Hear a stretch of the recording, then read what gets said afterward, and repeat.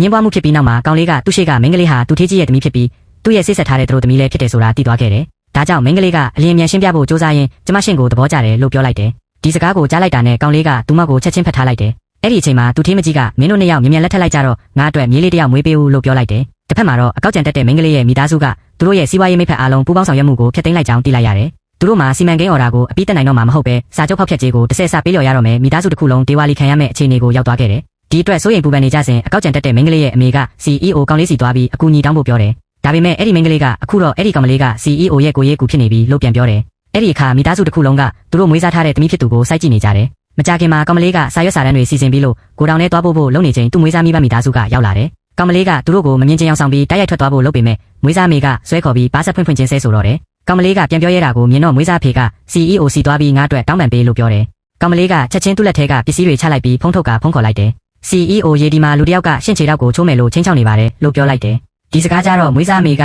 ချက်ချင်းရှေ့တက်လာပြီးတားစီကမဟုတ်တာတွေရှောက်မပြောနဲ့လို့ဆွဆွဲတယ်။ကောင်မလေးကအခုတော့မရိုက်သေးဘူးဒါပေမဲ့နောက်တစ်ခါဆိုဘာဖြစ်မလဲကျမအာမခံနိုင်ဘူးလို့ပြန်ပြောတယ်။ပြီးတော့ပစ္စည်းတွေကိုတည်ပြီးကိုတောင်ထဲဝင်သွားတယ်။ဒါကိုမြင်တော့အကောက်ကြံတက်တဲ့မိန်းကလေးကသူမကိုဒုက္ခပေးဖို့ဆုံးဖြတ်လိုက်တယ်။သူမကရှေ့တက်သွားပြီးအေးခန်းကိုတောင်တကားကိုချက်ချင်းပိတ်လိုက်တယ်။ကောင်မလေးကတတိထားမိသွားပြီးတကားကိုချက်ချင်းထုရင်မင်းတို့ဘာလုပ်ချင်တာလဲလို့မေးတယ်။မွေးစားဖေကအထဲမှာနေပြီးကိုပြစ်ကိုပြန်စင်းစားနေလို့ပြောတယ်။အဲ့ဒီအချိန်မှာ CEO ရဲ့အတွင်းရေးမှူးကအဲ့ဒီနေရာမှာစူညံတန်ကြားလို့ဘယ်သူလဲလို့မေးတယ်။အဲ့ဒီအတန်ကြားတော့အကောက်ကြံတက်တဲ့မိန်းကလေးရဲ့မိသားစုကကြောက်လန့်ပြီးအမြန်ထွက်ပြေးသွားကြတယ်။ပြီးတော့အတွင်းရေးမှူးကကိုတောင်ဘက်ကိုရှောက်သွားပြီးအနားမှာရှိတဲ့ဖုန်းကိုကောက်ကင်လိုက်တယ်။အထက်ကကောင်မလေးရဲ့အတန်ကိုကြားတော့ကျမလူသွားခေါ်ပြီးကူညီပေးမယ်လို့ပြောတယ်။ကောင်မလေးကဟုတ်ကဲ့ကျေးဇူးတင်ပါတယ်လို့ပြန်ဖြေတယ်။တကယ်တော့အဲ့ဒီအတွင်းရေးမှူးဟာကောင်မလေးကိုမကျေနပ်လို့လက်စားချေဖို့အခွင့်အရေးယူပြီးအဲ့ဒီလိုပြောခဲ့တာဖြစ်တယ်။ဒါပေမဲ့ကောင်မလေးကအဲ့ဒီစကားကိုယုံကြည်ပြီးကဲတင်မဲ့သူရောက်လာမယ်ထင်ကတိတ်တိတ်ဆိတ်ဆိတ်စောင့်နေခဲ့တယ်။အငင်းပွားမှုဖြစ်ပြီးနောက်မှာကောင်လေးကသူ့ရှိကမိန်းကလေးဟာသူထေးကြီးရဲ့သမီးဖြစ်ပြီးသူ့ရဲ့စိတ်ဆက်ထားတဲ့သူတို့သမီးလည်းဖြစ်တယ်ဆိုတာသိသွားခဲ့တယ်။ဒါကြောင့်မိန်းကလေးကအလျင်မြန်ရှင်းပြဖို့စ조사ရင်းကျမရှင်ကိုသဘောကျတယ်လို့ပြောလိုက်တယ်။ဒီစကားကိုကြားလိုက်တာနဲ့ကောင်လေးကသူမကိုချက်ချင်းဖတ်ထားလိုက်တယ်။အဲ့ဒီအချိန်မှာသူထေးမကြီးကမင်းတို့နှစ်ယောက်မြန်မြန်လက်ထပ်လိုက်ကြတော့